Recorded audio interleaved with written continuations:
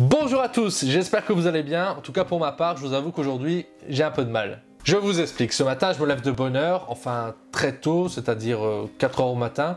J'ai pris l'habitude maintenant de commencer à travailler de bonne heure pour être plus efficace et plus organisé. Bref, je me mets à écrire mes vidéos YouTube et là, le syndrome de la page blanche. Non, je vous jure, je pensais pas que ça puisse m'arriver, car j'ai au moins 20 sujets de vidéos à l'avance à traiter, mais sérieusement, ça voulait pas. J'écris quelques mots, des débuts de phrases, j'efface, je recommence, je n'arrive pas à trouver le bon axe pour mon texte. Je me dis que c'est le mauvais thème, j'en choisis un autre, mais ça veut pas, rien ne m'inspire. Je commence à chercher alors dans des livres un nouveau thème, quelque chose que j'ai pas encore traité, et là, ça ne veut toujours pas. Directement, je me suis mis la pression, car j'essaie d'écrire au minimum 2 vidéos par jour, histoire d'avoir un peu d'avance, mais quand ça veut pas, ça veut pas. Donc je suis allé courir et j'ai trouvé l'idée de faire cette vidéo. En fait, je pense qu'il est grand temps de vous dire où j'en suis dans mon challenge un peu fou des 1000 vidéos. Ce que j'ai appris, mes erreurs, mes doutes, mes frustrations et ce qui va changer bientôt sur cette chaîne. J'en profiterai aussi en fin de vidéo pour faire une annonce d'un grand défi que je me suis lancé. Et oui, encore, et surtout, le rôle que vous aurez à jouer. Est-ce que vous êtes prêts ? Il est temps de faire le bilan. Pour commencer, j'aimerais clarifier les choses pour celles et ceux qui ne savent pas pourquoi ce challenge des 1000 vidéos est important pour moi et surtout pourquoi je fais tout ça. Faire des vidéos, c'est quelque chose qui m'a toujours attiré, j'ai cette passion depuis longtemps, mais ce n'est pas la raison principale. La vraie raison est d'augmenter ma visibilité sur mes projets artistiques. Car je ne vais pas vous mentir, c'est devenu très difficile d'être visible sur les réseaux sociaux. Il y a une masse d'informations, de publications, et tout ça ressemble à un océan de communication. Donc pour avoir de la visibilité, il faut savoir se démarquer et la meilleure façon que j'ai trouvée, c'est de faire ma place sur YouTube. C'est un média que je connaissais peu avant, maintenant j'apprends à le connaître chaque jour et c'est pour ça notamment que pour être vu, j'applique la technique du bélier. Donc vous l'aurez compris, la technique consiste à matraquer un maximum le réseau avec des vidéos pour être favorisé par l'algorithme et être poussé en avant. Donc c'est pour ça que je me lance ce challenge, car si je me dis de sortir une vidéo par semaine ou par mois, je me connais, je vais pas le faire. Alors je me donne ma chance. Si les 1000 vidéos ne suffisent pas à me faire remarquer, alors je passerai à une autre tactique. Mais je ne veux rien regretter. Sur YouTube, il y a de la place, mais malheureusement pas pour tout le monde.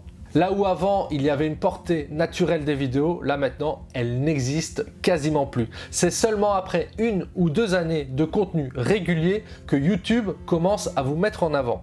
Cela peut durer plus ou moins longtemps, mais il faut avoir un concept en béton inscrit dans une minuscule niche et savoir optimiser les vidéos pour le référencement. En fait, tout ça pour dire que c'est vraiment difficile. Je ne sais pas si vous avez fait le test de publier une vidéo un jour, mais essayez et vous verrez que la portée de votre vidéo sera quasi nulle. Vous allez faire 10-20 vues grand maximum. Durant mon challenge, j'ai vécu différentes frustrations et déceptions, mais avant que je ne vous les raconte, j'aimerais juste vous dire et vous faire remarquer que 91% des personnes qui regardent mes vidéos ne sont pas abonnées à ma chaîne. Parfois, c'est juste un simple oubli, mais si vous ne le faites pas, vous risquez de ne plus retomber sur mes vidéos. Donc s'il vous plaît, si vous voulez vraiment me soutenir et que vous aimez ce que je fais, il vous suffit de vous abonner, d'activer la cloche. C'est un geste simple et gratuit et qui fait toute la différence pour moi. Donc au niveau des frustrations et déceptions, j'en ai eu plusieurs bien sûr. Il y a eu ce strike de YouTube qui m'a bien calmé et aussi cette fausse joie de voir une vidéo décoller et que mes statistiques retombent aussi vite. Il y a une augmentation des vues, des abonnés de ma chaîne depuis janvier, mais ça reste insignifiant. Là où parfois, je l'avoue, c'est dur, c'est que j'avance vers un objectif, un idéal de vie, mais sans savoir si ça va vraiment marcher. Est-ce que je perds mon temps? Est-ce que ça va vraiment me rapporter? J'en ai aucune idée. C'est là où il faut persévérer. Visiblement, toutes les grosses chaînes sur YouTube ont connu une croissance du jour au lendemain, mais voilà, en attendant, ça reste frustrant. Actuellement, je suis à la moitié de mon premier objectif, celui d'atteindre le programme de YouTube partenaire, celui qui permet la monétisation. Pour ça, il faut 4000 heures de visionnage sur la chaîne et 1000 abonnés. Là, je suis à 540 abonnés et 1959 heures. Bon, je vais être franc avec vous, je ne regarde plus trop mes statistiques car je n'ai pas assez de données pour prendre de grandes décisions par rapport à ma chaîne. Je me concentre uniquement sur le processus créatif, donc l'écriture, comme ce matin, le tournage et le montage. Ce que j'ai appris en quelques mois, c'est d'aller beaucoup plus vite. Là où je réalisais une vidéo en un jour ou deux, maintenant je suis capable d'en réaliser au moins 2 en une journée. D'ailleurs, cette progression et cet apprentissage, c'est ce qui m'a donné beaucoup de retard dans le début de mes créations de vidéos. Idéalement, si on calcule par rapport à mon challenge global, je devrais être à 160 vidéos, car on est à la moitié de l'année et j'estime que plus ou moins une année, c'est 330 vidéos par rapport à mon objectif final. Ici, je suis à 80 vidéos sur ce défi. J'ai du retard, je le sais, mais bon, j'ai plus d'un tour dans mon sac, je vous explique après. J'ai compris aussi que ce qui importe le plus, c'est de créer des formats, des concepts d'émissions. Ça permet de tester, de voir qu'est-ce qui marche pas, et en cas d'échec, de passer à autre chose. Donc, je vais faire ça par série de 10 ou 20 épisodes selon vos réactions. Par exemple, un nouveau concept que j'ai lancé ici il y a peu, c'est celui de Pourquoi c'est culte, dans lequel j'analyse des clips vidéo qui ont écrit l'histoire. Il y a aussi un autre format que j'ai lancé sur la culture musicale. J'ai pas encore de titre, mais dans ce format-là, je raconte des faits scientifiques ou autres sur la musique en général. J'en profite aussi tant qu'on est dans les formats parce que j'ai une bonne nouvelle. Il y a un ancien format qui va revenir, c'est celui de Discover. La saison 1 date d'il y a plusieurs années, mais c'est bon, là je suis décidé à reprendre ce format qui me tient tant à cœur parce que c'est avec celui-là que j'ai commencé. Dans ce format, je décrypte et dissèque les morceaux cultes de la musique électronique. Et pour terminer, il y a un dernier format qui manque sur cette chaîne, c'est un format comme celui-ci dans lequel je peux vous parler. Proposer du divertissement, c'est bien, mais pouvoir parler de soi et des projets, c'est essentiel car à la base, c'est pour ça aussi que j'ai créé cette chaîne. Donc je vais aussi essayer de vous faire un peu plus de vlogs, c'est un format que j'aime bien, mais ces derniers temps avec le confinement, c'est pas l'idéal.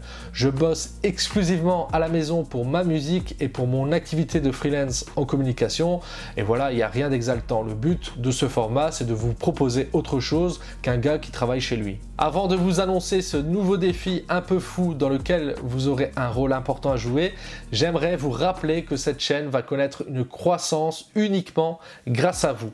Je suis musicien, et là, avec cette chaîne, j'ai parfois l'impression de jouer devant un public qui est vide. Donc si vous aimez ce que je fais et que vous voulez me soutenir, il n'y a pas 36 solutions.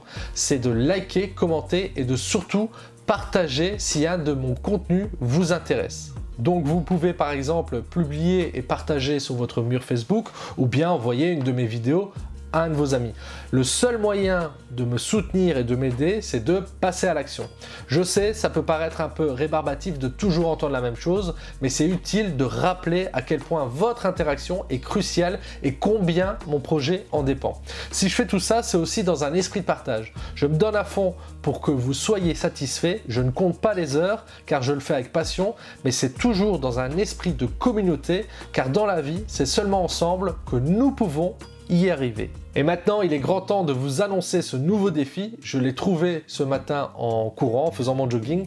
L'idée est de rattraper le retard sur l'avancement de mon challenge, car même si 1000 vidéos en 3 ans, ça reste très compliqué et ouf, il y a quand même moyen. Je vous jure que si j'y arrive, je vous prépare un truc, mais alors un truc de dingue. Donc ma nouvelle idée de défi, c'est de faire en une journée dans laquelle je me donne 20 heures pour réaliser 5 vidéos. Mais attention, pas n'importe lesquelles. Il y aura des contraintes, par exemple la durée, le format et surtout le thème. Et c'est là où vous allez intervenir parce que c'est vous qui allez me les donner. La veille, je ferai un appel sur YouTube, Facebook, Instagram et vous me direz les thèmes, les sujets des vidéos. Je ferai un tirage au sort le matin et je réaliserai l'écriture, le tournage, le montage et l'upload dans la même journée. Je ne sais pas si vous pensez que c'est réalisable ou non, mais selon la réussite de ce challenge, je recommencerai et augmenterai avec le nombre de vidéos. En tout cas, si vous m'avez écouté jusqu'ici, sincèrement, merci. C'est que je peux compter sur vous. J'espère que vous avez compris à quel point vous étiez important pour moi. Je vais continuer à donner le meilleur de moi, de progresser et de me surpasser et ça, ce sera grâce à vous. Encore merci, c'était Marathon. Portez-vous bien, on se retrouve demain. Ciao!